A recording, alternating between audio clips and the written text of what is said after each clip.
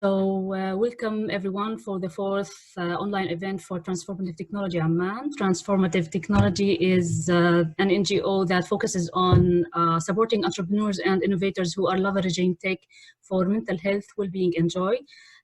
Today we are hosting Transformative Tech Australia chapter leader and Australia chair, Troy Haines.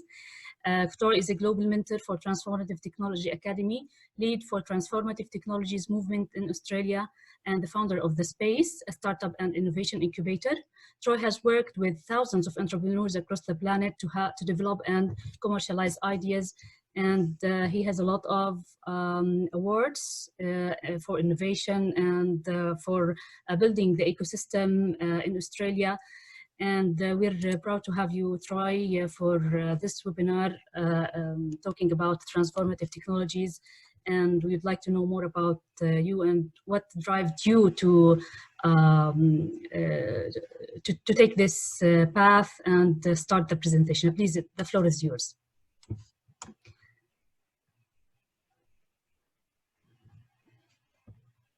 Thanks, Reena. I'm really grateful for the opportunity to share with you guys. I have got some slides, so I might just start by sharing those. If you can just enable that, it's just the green Yes. arrow down the bottom, press that. And yes, I now allow it. That will enable.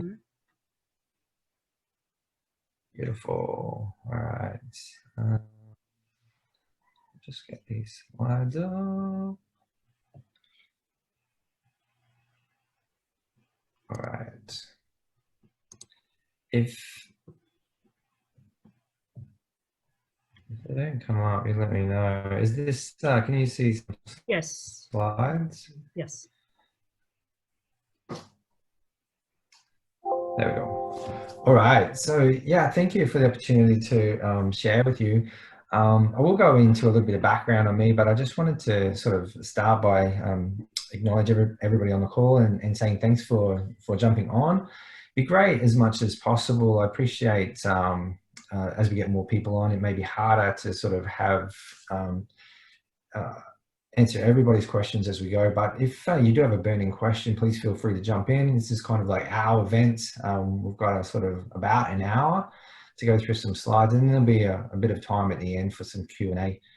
If at any point you can't hear me, or I have an Australian accent, so if I mumble, I can tend to speak fast and not be as clear as I should.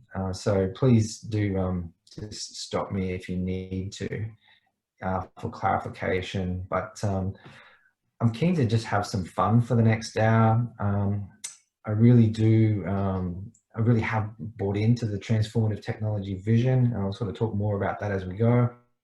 I think it's really important work of our time.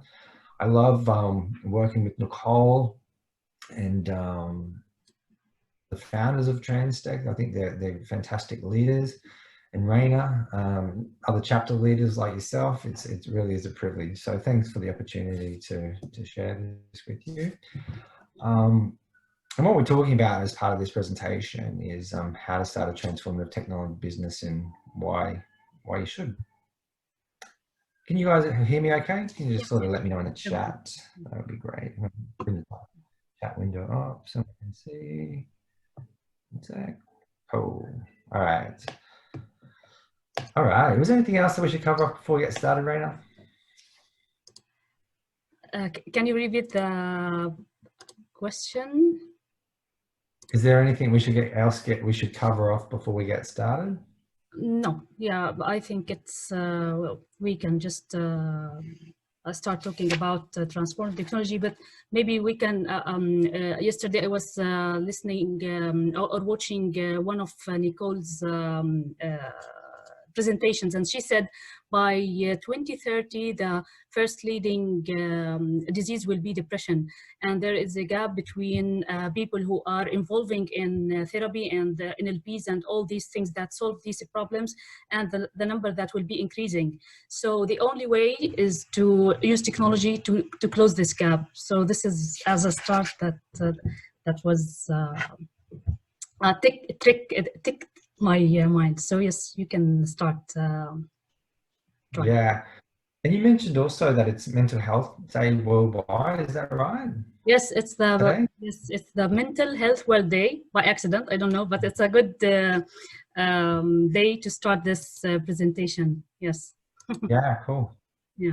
So also a shout out for the conference. Raina, I'm not sure if it's easy for you, but if you can put the link for the conference Yes. in Yes. the chat. Yeah, that's The a conference good is idea. the 13th, 14th of November. It's like a signature event where we bring together the whole Absolutely. ecosystem in one place to celebrate and showcase all things trans tech, emerging technologies, emerging research, showcasing emerging companies and more established companies. I was there live in person in Palo Alto last year, and it was just like being a kid in a candy store. I felt a little bit of anxiety, mainly because I just wanted to be everywhere, and I couldn't. So I just didn't want to miss out on anything, but there's just so much awesome. So for anybody listening to this, I really encourage you to jump on and register. It's online exclusively this year, so no matter where you are, you'll be able to attend, and it really is a fantastic event. And they can enjoy the low price, because by Sunday, by tomorrow, it will increase. So I posted the link. So if anyone interested to go through the link and explore and reserve a ticket. So yes. And also, I believe that you have a discount voucher for 15% off as well. Yeah, I sent the email to community, and I will resend it. Yes, I have this. Yeah. Yeah, cool.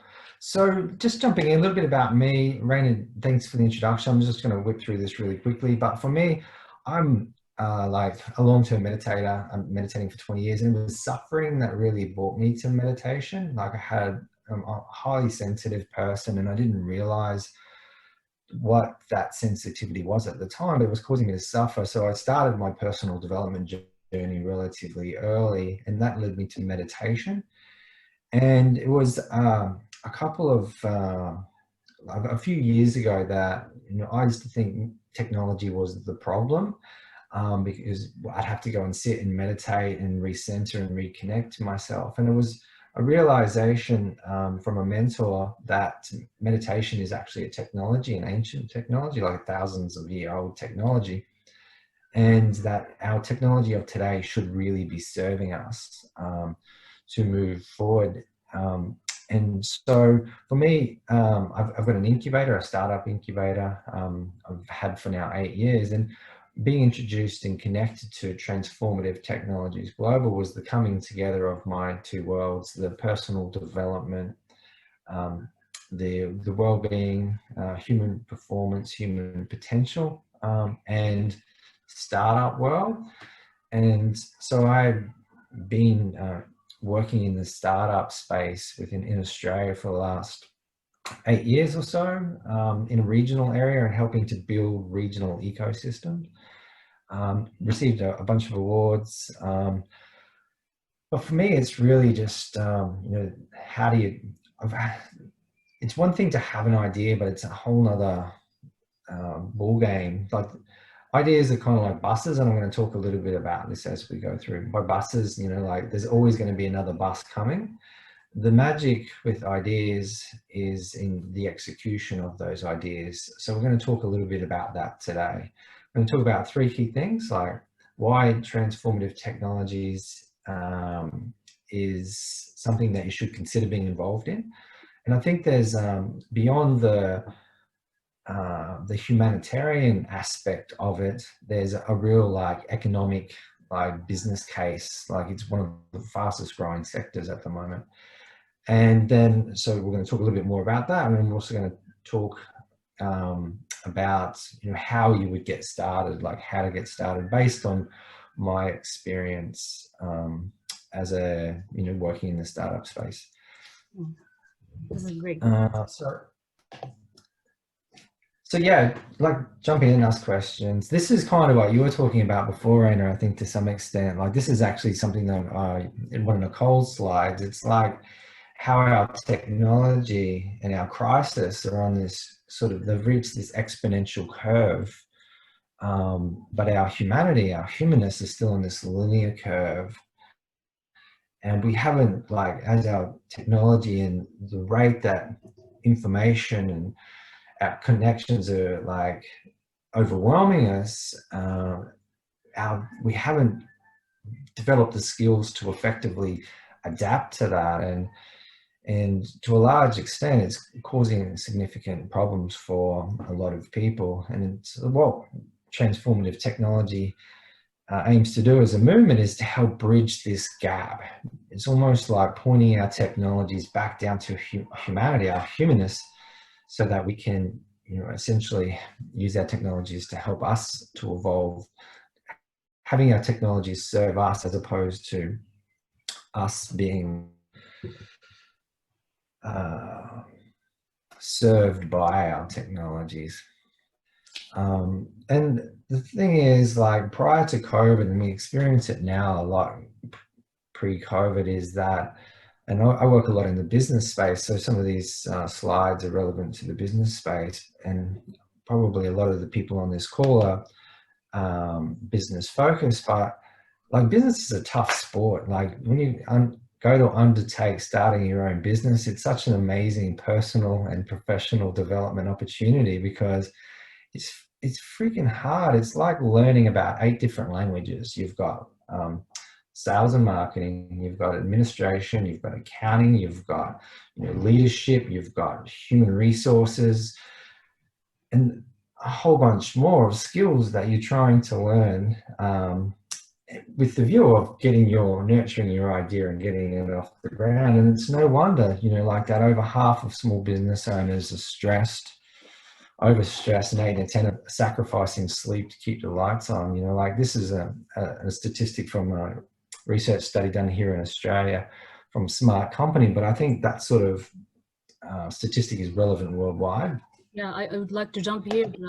There is a statistics for Jordanian youth that says that 67% of Jordanian youth see that their life is too stressful. And I agree that maybe we have the same percentage, or close to this percentage, for startups. And I was thinking yesterday that we're talking about reducing stress and improving mental health, and at the same time we're encouraging people to enter this domain. And there should be a way that we have to approach our problem in a let's say in a different way. Yeah. So yes, unwellness at work cost US 2.2 trillion. Yeah. So yes, this is what I was saying, Troy. You can hear. You're muted. My apologies. I had to mute. My daughter came in and she had spilled some water. I think it's going to be okay though. My apologies. I was listening until that point. Let me just jump back into these slides here. And I just want to jump back to this one. It's a similar sort of statistic to what you were saying. Like, when you start managing people as well, like, that's a whole nother ball game, and the stress is real. And like, in terms of like, this is just the business sector, but in terms of like wellness in general, like, there's a unwellness at work cost the US $2.2 trillion is part of a research study which is done. I think it was done by you look on the right hand side, it was the global, I can't remember the name of the research paper, but the global wellness economy, they reckon, is like $4.5 trillion in 2018. So in a COVID era, what do we think it's going to be? It's like, this is going to be like wellness and mental health for the next decade. I was watching something, Nicole, I think it was an article she wrote the other day, that for the next decade, this is going to be so like hyper relevant as an industry for the next 10 plus years. So in terms of like why you would want to get involved in trans tech, like, this is a growing cluster. Yeah. Yes. And like, there's just additional research statistics there on, you know, just generally 1 in 4 people will be affected by mental health and neurological disorders in their life. And I think that's probably, it's going to be more than that in a post-COVID world. I know there's a lot of people that just aren't okay. And You know, pain is a beautiful motivator. It helps us to ideally change and grow. But at the same time, you know, a lot of people need support to do that. So hence is the opportunity. Yeah. And like from our point of view, like TransTech, it's like, well, how do we enable every human to develop the cognitive and emotional ability to be able to express their full potential? And what I really love about like TransTech is kind of this slide here. It's like, it's not just about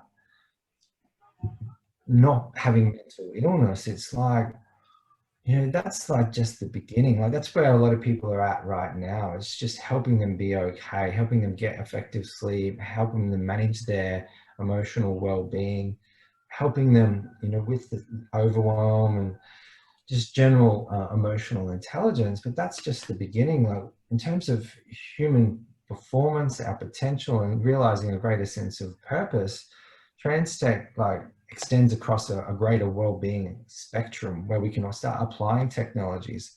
So whilst the massive opportunity right now is in the mental health and well-being, it extends well beyond that into like high states of like consciousness, you know, group flow, high levels of cognitive abilities, purpose, individual purpose, but then shared purpose, meaning.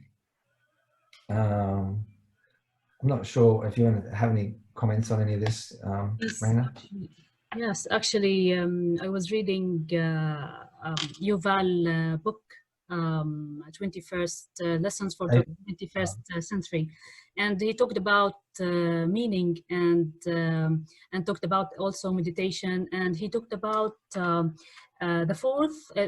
He called them the 4 C's, the skills, the 4 essential skills, which also agree with the World Economic Forum set of skills that will be essential for the next 10 years, which includes collaboration, communication, critical thinking, and creativity, and such other, let's say, soft skills, what we call them, if we want to call them, and all falls under emotional intelligence and emotion, and all falls under transformative technology. And this is why we're talking about how the importance of scaling these skills under technology and let them reach more people in order to close the gap between needs and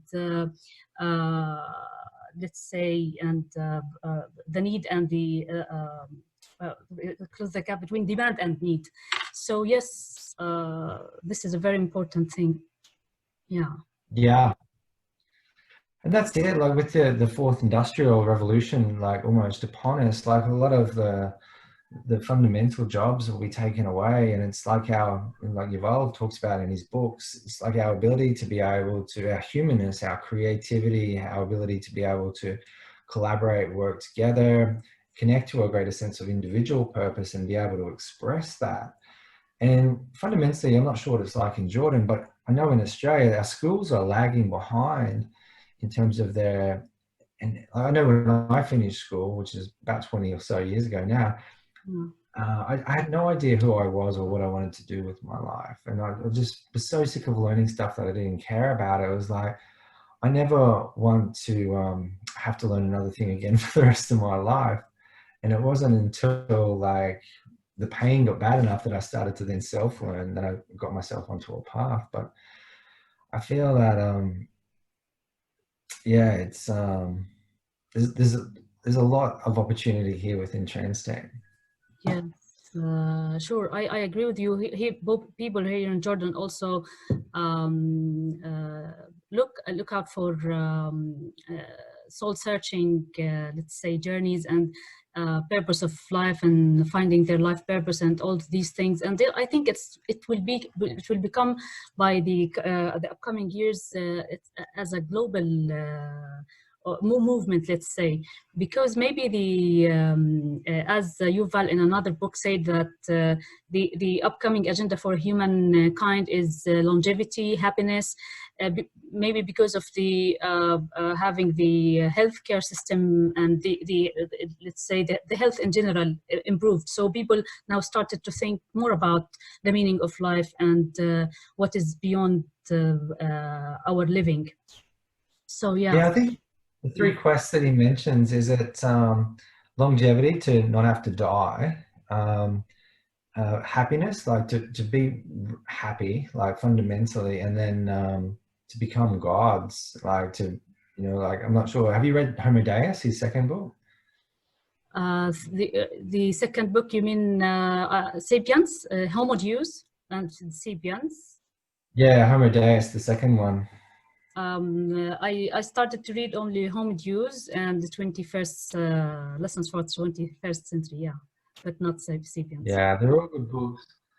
Yeah. I'm pretty sure they're like, you said that humanity will go on 3 key quests. I'm pretty sure they were like longevity, to not have to die, like happiness, and then to become gods. And like, and that's when he sort of talks about Homo Deus, and where Homo sapiens may essentially embodying our die out. higher selves. Yes. Yeah. It's probably a webinar for another day. I think like this is a great slide because it shows where like traditional technologies and even governments and traditional structures sort of fit in. They fit in at the bottom 2 layers of providing those physiological needs and the safety and security. And but where trans tech plays is more on the top 4 levels. This is where we're building technologies to really help up level humanity and our consciousness. And so anybody watching this, you know, if you've got domain skills, you know, like we've talked briefly about like the growing need, and it doesn't take like a rocket scientist to see that, you know, depression, mental health, and, you know, well-being in general is a growing sector right now. And then this is kind of like a little map about how we can start applying technologies to help up-level people's consciousness and well-being.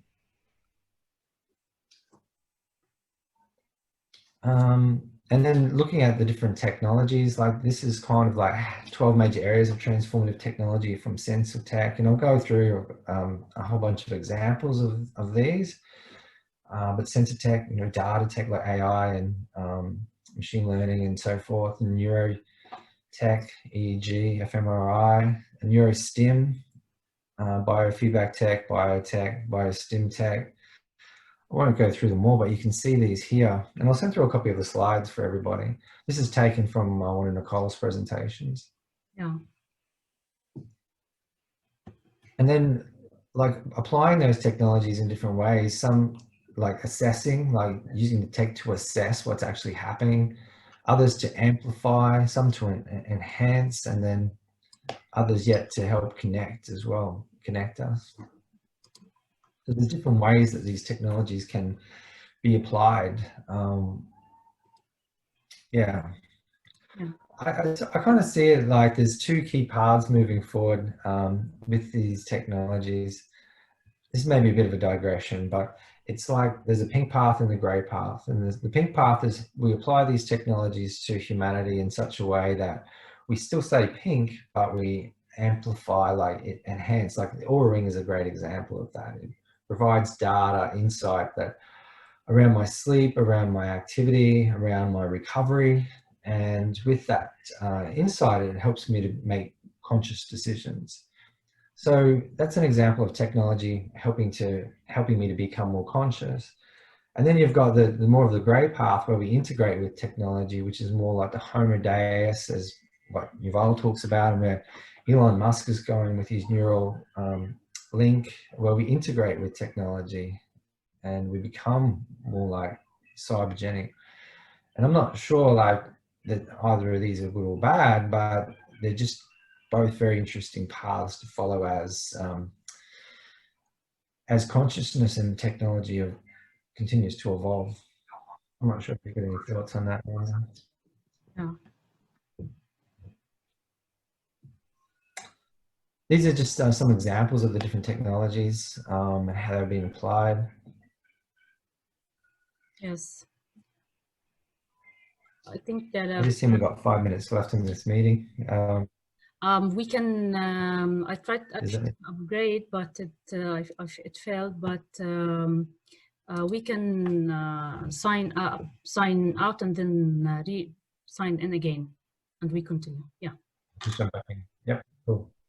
So for everybody, did you want to just put the link in the chat just so it's easy for everybody to find it, and then we can just jump straight. I'll just copy and paste it as well. Yeah, so just some examples of the different technologies. And again, I'll send through a copy of these. These are taken from our TransTech slides. Like neurofeedback devices, gut microbiome. It's all like a lot of these technologies are helping to provide insights into ourselves that we previously weren't available previously. Tried trips are great, like VR experience for meditation. It's very experiential. If you've got a VR headset, it's something that's really cool to do. You get a new meditation every day. It's quite visually appealing as well. So in terms of looking at developing technology, there's so many different ways that you can think about how you might fit into this and apply your skills or your ideas into different sectors of transformative tech. Yeah. I think maybe people. And this is kind of coming back to what you were saying before, Raina, is like, sorry? Yeah, I was talking about the technologies. I think the famous ones maybe will here in Jordan is the meditation apps, but people need to know more about the other technologies. So there are a lot of variety, which is really something very interesting and really helpful. Yeah. Yeah. Totally. And this is what you were sort of leading on before, is where, like, why technology? Well, technology is a force. It takes what is scarce and makes it abundant. So it makes it like scalable, accessible and affordable. So it's not just the few that can afford it. It's like it scales the opportunity. The results. It makes it available to people. Yeah. And this is kind of like, well, why now? So it's kind of like the perfect storm for transformative tech, as we see a growing sector in the wellness and the mental health cluster sector. The demand, like it is heightened by the demand. We're also seeing this in large organizations like corporations, in the need as well. Like essentially, this is having a direct impact on the bottom line of not just companies, not just individuals, but countries now. And the thing is, the means are here now as well, because we have the technology.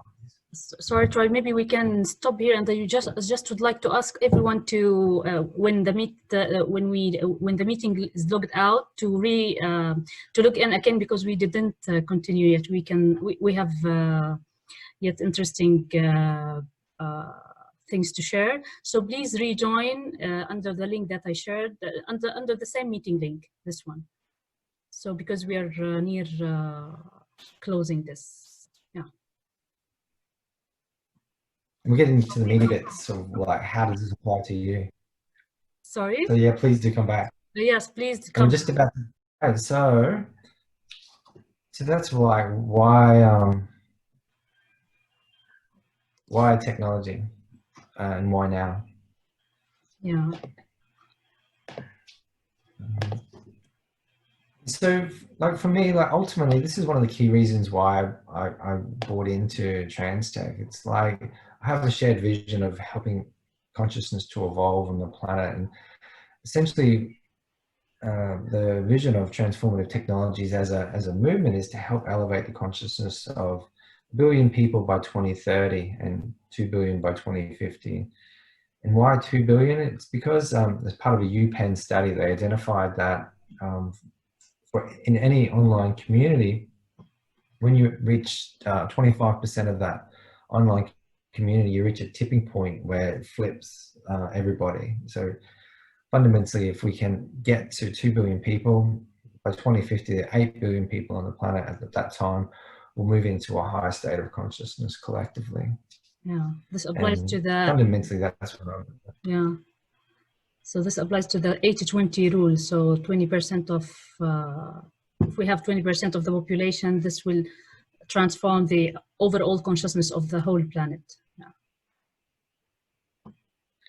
Yeah, and so for me, that's why I volunteer, and that's why I get involved in transformative technology, and that's why I like give my time as a mentor, is because that's what I'm signing up for, essentially. Yeah. And then as a mission, like how we do that is by creating an ecosystem that supports entrepreneurs and innovators to build technologies in mental health, well-being, human performance, and human potential across that well-being spectrum that we looked at before. So fundamentally, it's about finding people like those on the call, whether you're kind of an established business or you're looking at something like that you want to start, like as a collective, like what Raina and I are doing is supporting people like you.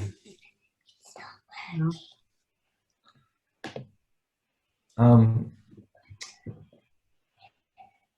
All right, and so like 3 keys that, this is my daughter Emma, by the way.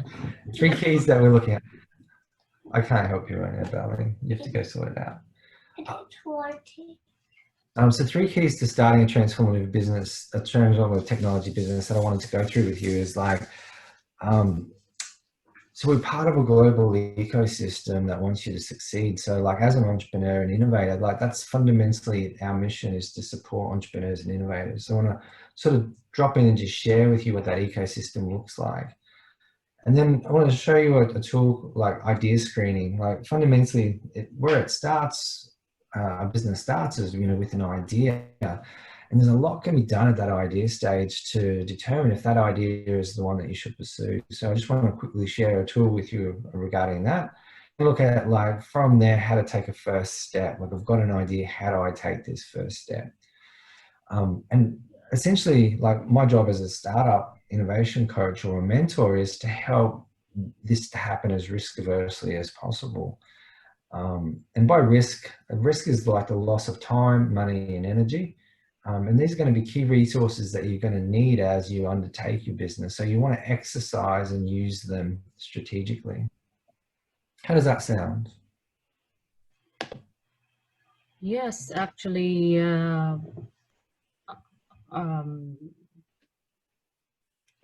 yeah, this is actually the stage that every business, every entrepreneur will go through for usual startups. So the ecosystem that the transformative technology have is really interesting. So if anyone is interested, he can join the community and go through these idea screening, all these steps to develop his or her idea. Yeah, totally. And well, I'm going to share these tools with you now.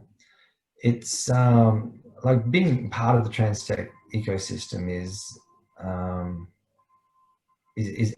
basically that. It's about supporting entrepreneurs and innovators. I've got I shared it in the link in the chat before, but I think maybe it's gone now. Let me know if anyone needs the link, and I'll find it again. I want to share a couple of resources with you in a moment. All right, so looking at the first one, like the global ecosystem that we're all part of, that wants you to succeed in this sector of health and wellness that's fundamentally set to boom. So what we're the largest ecosystem dedicated to the development of transformative technologies, and we have we're in 72 countries. We've got in 450 cities. We have startups. And the ecosystem looks like, obviously the startups, we have access to, hubs like what I have is like an incubator, connection into corporates, connections into research and academia. Like this is some of the connections that we're building out in Australia, but I know it's happening globally through research reports and so forth. We have an annual conference to bring the whole ecosystem together. There's investors that are specifically interested in this space. So when the time comes to take on investment, there's opportunities to be connected to investors. So there's all the key players as part of an ecosystem, including media to help tell the stories. We've got some great social channels that we can help push out communications about what you're doing as well. So in terms of thinking about getting involved, like there's a great ecosystem here. And so it's evolving, it's grown. Like I've seen it grown a lot over the last 3 years. We have now in 2020, we've got our conference this year, online conference, which is set to be the biggest yet. The Academy, Transtech Academy, it happened the last 2 years, but COVID kind of put a little disruption in that this year. But fundamentally, it's a free 1 month long academy, like an incubator program. Pre-accelerator program might be the better way to put it, where you've got access to mentors, you've got access to investor hours, you've got access to general information around how do you effectively start and grow your business. That's now to support that, we have our community app. So there's actually as part of a Transformative Technology membership, there's a community of entrepreneurs and innovators and key stakeholders, like as part of the ecosystem that we just looked at in this community. So like the membership, I think, what's the current rate for the membership, Raina, do you know? It's about... There's three models for membership. There is a free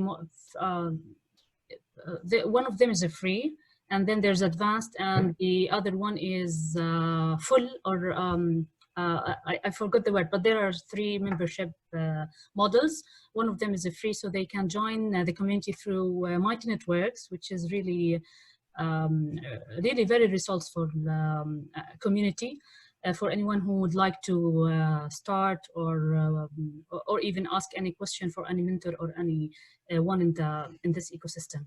Yeah. So I can share the membership link here. Yes.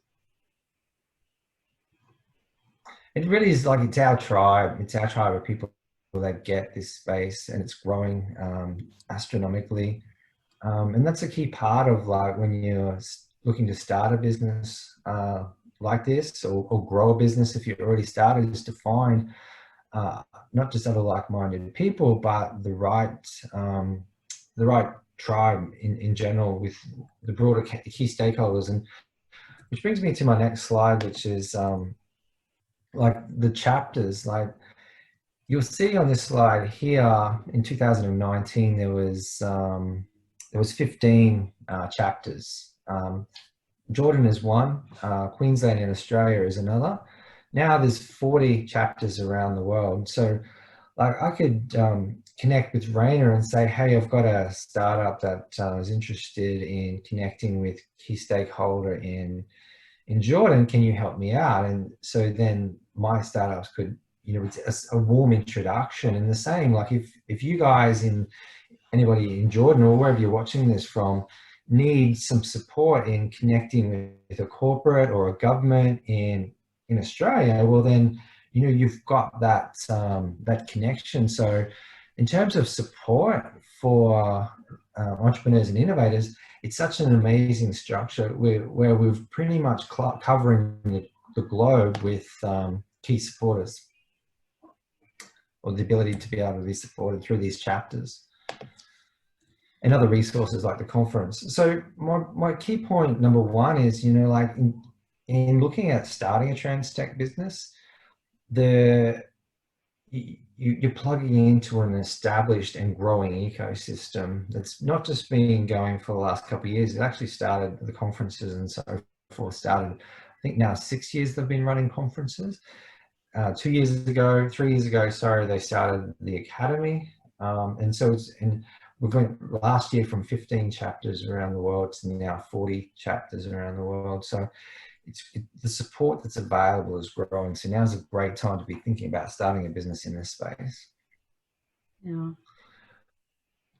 Which brings me to like, and just it'd be great to get an indication of where people are at. Like, just on if you wouldn't mind in the chat, just making a note of like, are you looking? Do you have an idea? Not have an idea? Sorry, not have an idea. Have an idea. Have a business that you've already sort of started. Got an established trans tech business. So anyone would like to share their experience, or if they do think of starting TransTech one day, or if they actually started, or what do they think about this? Maybe I can say I actually started a beta version of a meditation app in Arabic. I launched it in last April. And it's still in a beta version, and I did not complete it. I'm working on it. So because I found that more people in Jordan are interested in meditation, and there is a lack of Arabic content and the tech startups in this domain. So for me, yes, I I started one meditation app, and I'm going through it now by myself, and then I will go. I will see what will happen afterwards. Yeah. So this is for me. Anyone else? Cool. Feel free to make a note in the chat if you feel comfortable to do so. Don't be shy. You can share in the chat. Yeah. The thing is, like I mentioned before, like ideas are like buses. Sometimes the best thing to do with an idea is to not do it.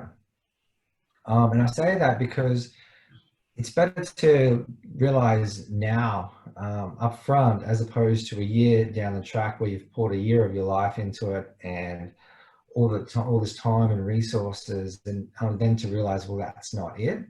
So there's things that we can do up front to screen an idea to say, hey, should I do this? And then from there, it's like, well, how do I take a first step? And it's each step of the way, you're minimizing your risk. You're basically taking it as what I want to do is teach you how to take a strategic step. And at each step, you can go, should I move forward or not? Should I? And the thing is, like, you haven't invested everything. There's often two ways that people come to an idea. And the most common way I find is they have an idea and then they start building out the idea. And that can be really dangerous because there's no guarantee that the market is going to be interested in what it is that you've created. And yet we're pouring what we think is a good idea into this process, and it can be high risk.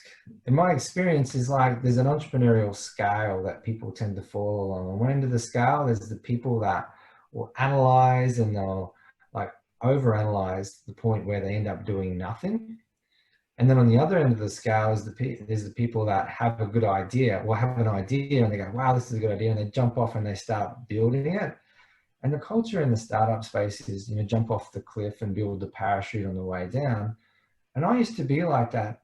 That's a really painful way to be, because you're trying to figure it out and you're putting a lot of stress on yourself.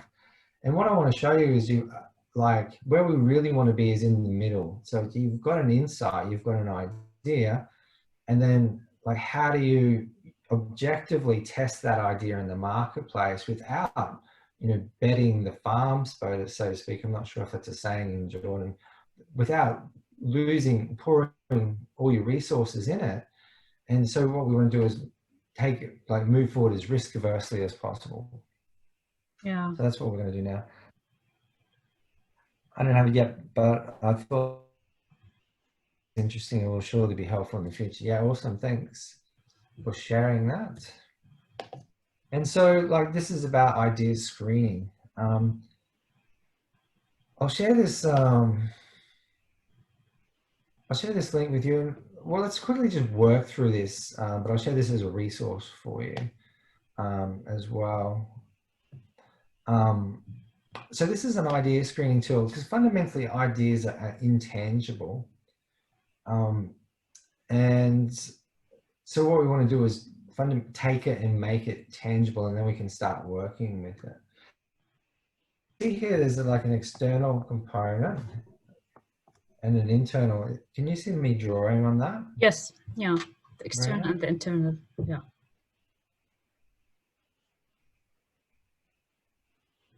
Yeah, so this is like external, your idea facing out towards the world, and it starts here like, and this is like a what we call like a brainstorm. We just like trying to get our ideas down without censoring them too much, but putting them into a logical format, like a business format. And so we've got like, what problem are we solving? And I'm not sure, did we want to use an example? Did we want to use your example, Raina? Yes, so it's okay. We can use a meditation app in Arabic, for example. This is the solution. Yeah, so meditation app in Arabic.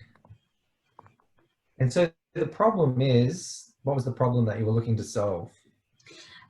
Stress that does 70, what's the percentage? 67% of youth in Jordan experience, see that their life is stressful. So this is the problem.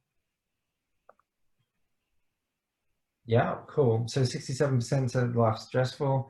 And so is the customers that you're building this for, is it for the youth or is it so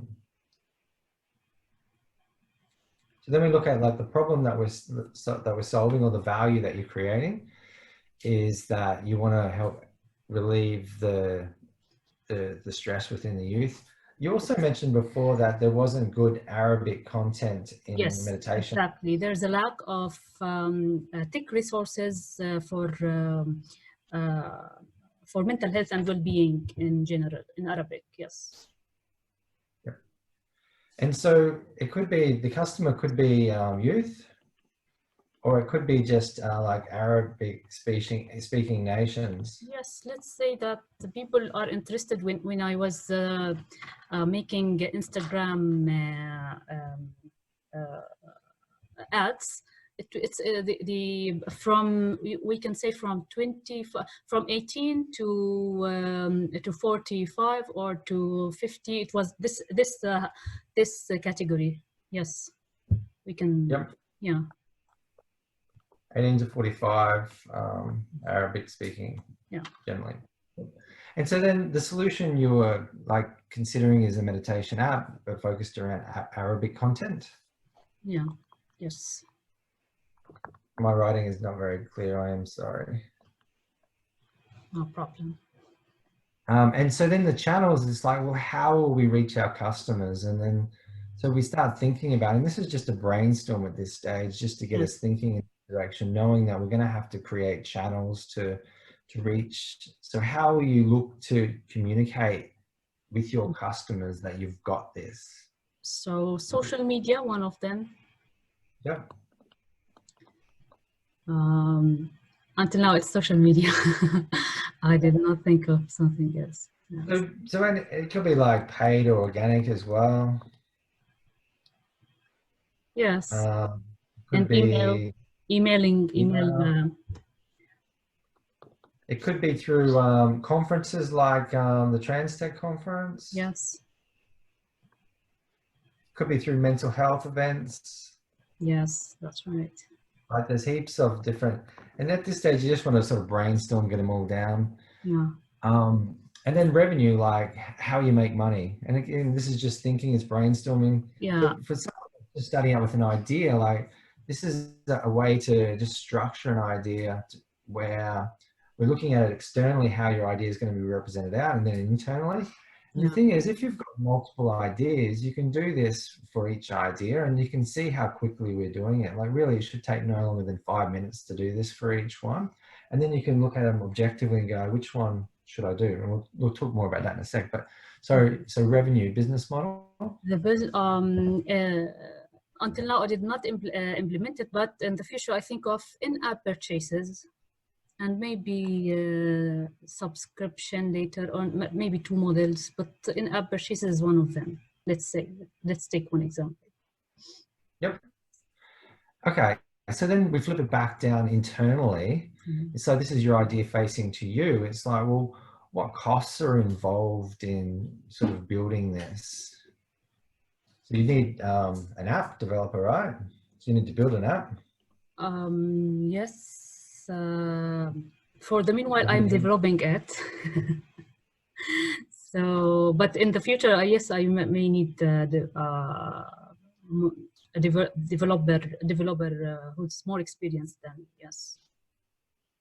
So you're doing it for now. So the costs are, I guess, your time as well. Yes. If you're doing it. Yes. There's the opportunity cost of your time. Meditation content. And you're going to have some. I also create the content by myself. I have this. Yeah. Yes, it's my passion. That's why it's my ikigai. I am using all the all my skills in this app. And this is good because this is like for screening like the opportunity. It's to see if this idea is actually an opportunity. You look then at the strengths. So you're a developer. You know you love meditation content, or you love creating that. Like it's your I can't spell the ikigai. I love meditation content. What other costs do you think would be involved?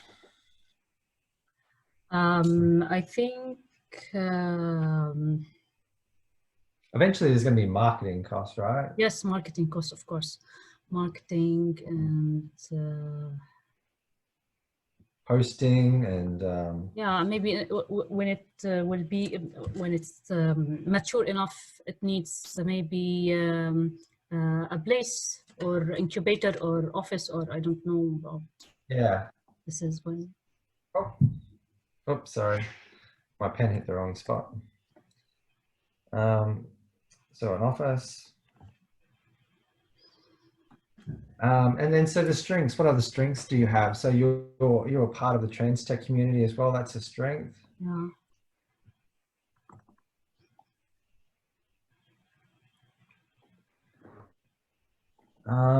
What about weaknesses? Like what are some of the gaps?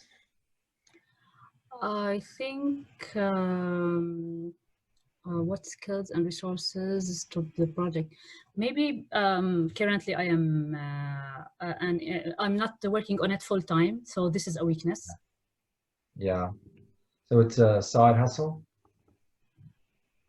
We call it a side hustle in Australia, where you've got a job, but then you do this on the side. Yes. Yeah. And what other weaknesses? I think we may consider the changing market as a weakness or as a threat, maybe, because this sort of market is regularly changing. Yeah. And maybe we can consider other, let's say, solutions. I see a lot of coaches and YouTubers who are creating meditation content and all these mental health solutions, not necessarily using high tech. So this is maybe a weakness, if we can consider it. Yeah. So it's low barriers to entry. Maybe we'll put that there. All right, what about USP? Is there anything unique like in what is that you're doing that is defendable in the market? Is there a secret sauce or is there something? There's defendable. What is USP? Is there something that I can... Unique selling proposition. Something that's unique to you. Ah, okay. I think initially, like your Arabic content is Yes. Yes. Unique value proposition. Yes, this is. that's sometimes there's not, you know, at this stage we just want to be honest with ourselves and just Yes, it's yes. There's until just now. putting it I'm just discovering. Yes, that's right. yeah, yeah. And then the passion is important, you know, Yeah. like on a scale of 1 to 10, how much do you like or love this idea? Well, 20 out of 10.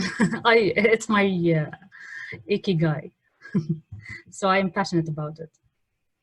See, I think that's important because if people give me like a 6 or a 7, I say, well, you have to consider like this is it's a marathon, not a sprint. It's a long game that you're going to be playing. You're going to hit barriers all the time, so you need to love it. Otherwise, you're going to give up. Yes. And so, if your idea you're a 6 or a 7, maybe wait for another bus, wait for another idea to come along, because that's not going to, you know, you're probably going to give up and you're going to waste all that time, money, and energy that you put in.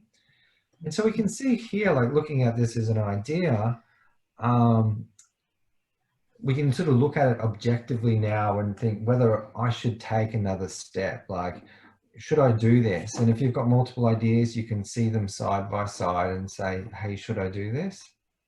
Yeah, 20 is great, Michael. Yes. But looking at this, you're, you know, like, because you've got high strengths, you've got something that's relatively unique, you know, you've got it makes sense to take another step with this. And you always like want to be working to fill your weaknesses. Sometimes weaknesses can be lack of resources as well, like not having enough to build a team or hire a team, and just like not having enough time. The thing is, like, we've only got so many hours in a day, we can't do everything ourselves. There comes a point where we need to level up and start employing people. And so if we don't have that skill set, or we don't have access to funding, well, then that can slow us down and we can get overtaken by the market as well. So these are just things to consider. Yeah. And that brings me to the next thing, which is like the market validation. So we looked at our idea here and go, all right, say, yes, I'm keen for this. I know you've already done this, but if you're at the idea stage, the idea screen is going, we go, I want to take a first step. Well, then it's like, well, how do you do that? And that's where I want to show you how to do it now. And we've got 10 minutes to go through this. Oh, yeah. Then the meeting's going to end again. So market validation testing. So here, like before, we were being very broad, and this is like relevant for the guys that think that this might be valuable. Like when you have ideas, this is like how you take a first step as risk aversely as possible. Like for me, I'm about keeping our resources so that, because you're going to need them for the journey as you execute. So it's like, how do we take a first step as risk aversely as possible? And so before, where we were being very broad, we want to be very specific. What's the specific problem that we're solving? And so we could just pick one for the sake of the example. It might be that lack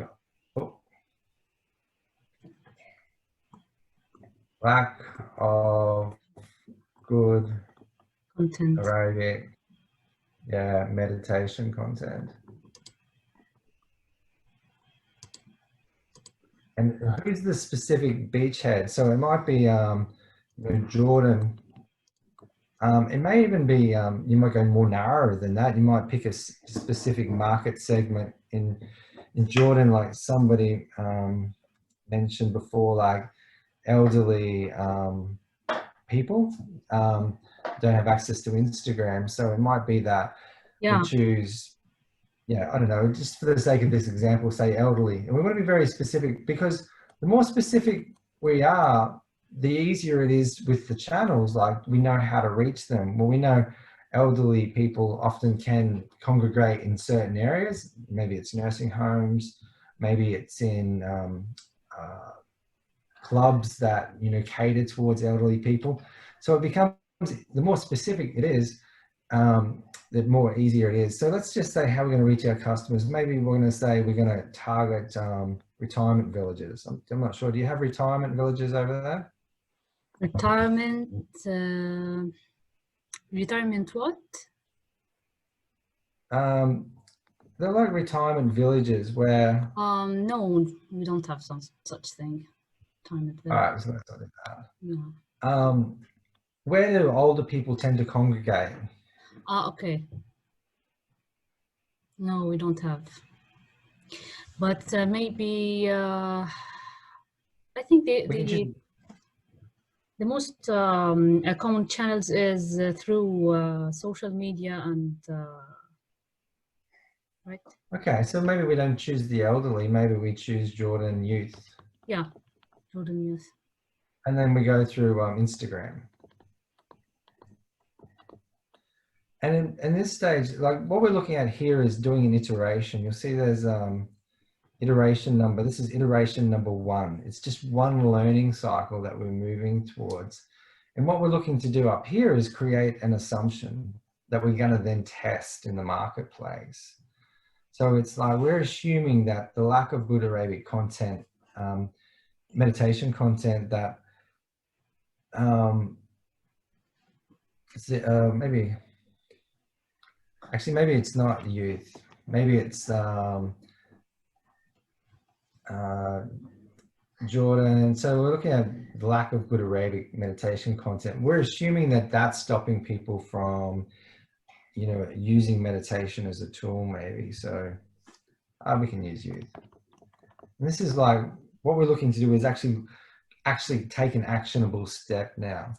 Revenue is probably not so important just yet, but there'll become a point where it is. So sometimes you can actually ask people to buy, even like right now at this stage. With an app, it's a little bit more difficult, but with like a course or like a prototype, like a physical product, you can encourage people. Like if you're genuinely solving a problem for them, you can ask them and they'll be like keen to actually buy it because you're actually genuinely solving a problem. So we might be like, in terms of lack of good content, Arabic content, and the distribution is through Instagram, it might be like your minimal viable products is like the minimum that we want to build with the minimum that we want to develop without actually, that demonstrates the value, sorry. The minimum that we have to do to be able to demonstrate the value of what it is that we're creating. And I guess the value of what you're creating here is Arabic meditation, like good Arabic meditation content. So it might not be like, the minimal viable product is probably not an app.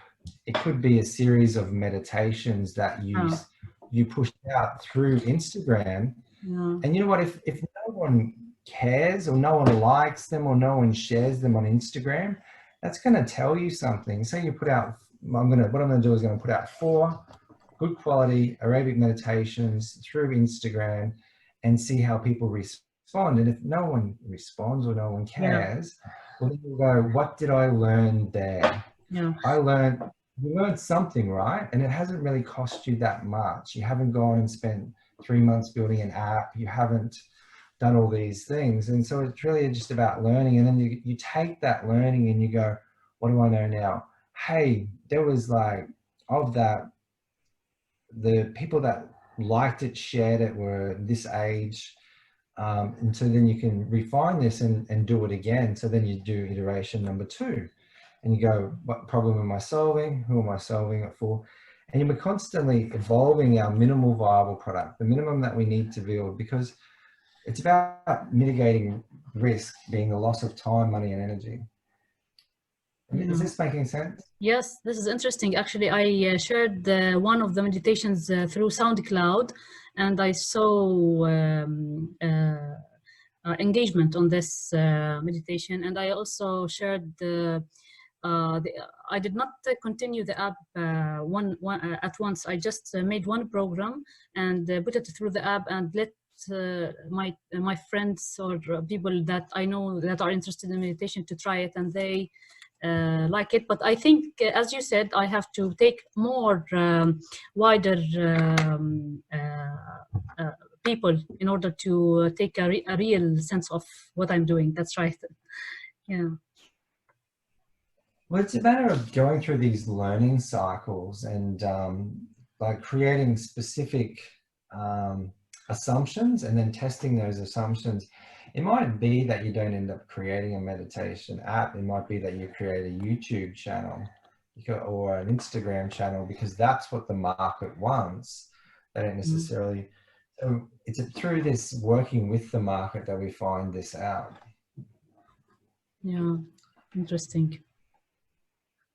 Yeah, and so that's like in terms of like starting a trans tech business or starting any business, these are such critical steps that people overlook. There's that movie by Kevin Costner called The Field of Dreams. Have you guys, is that a movie that you're familiar with in Jordan? What is the name? It's called A Field of Dreams. A Field of Dreams. I did not. Anyone watched it? No, I personally no. Field of It's where he goes and he has an insight, or he's told that he should build a baseball field in the middle of a cornfield. And then if he builds it, people will come. And a lot of entrepreneurs take that literally. If they build this idea that they have that everybody's just going to beat a path to their door, it's like it's called the mousetrap fallacy. If you build a better mousetrap, the world will beat a path to your door. But the reality is there's like about 6,000 different patents for a mousetrap. And I don't know about you, but the main one that we use in Australia is the one that's got it's flat and it's got a hinge and then it snaps shut like that. But there's mousetraps that can electrocute, they can burn, they can do all different sorts of things. So it's not true. Like if you build a better mousetrap, the world will be a path to your door. It's kind of like a fallacy. You know what I'm saying? Yeah. So I see less than 1 minute for this to close. We can rejoin in order to have the Q&A and continue your presentation, right? Yeah, well, I've only got we're up to questions now anyway. Yes. So yeah. So it will the meeting will log out in seconds, and please, for your questions, please rejoin. Thank you, Michael. Let me get a copy of your app here as well. Yeah, I shall do.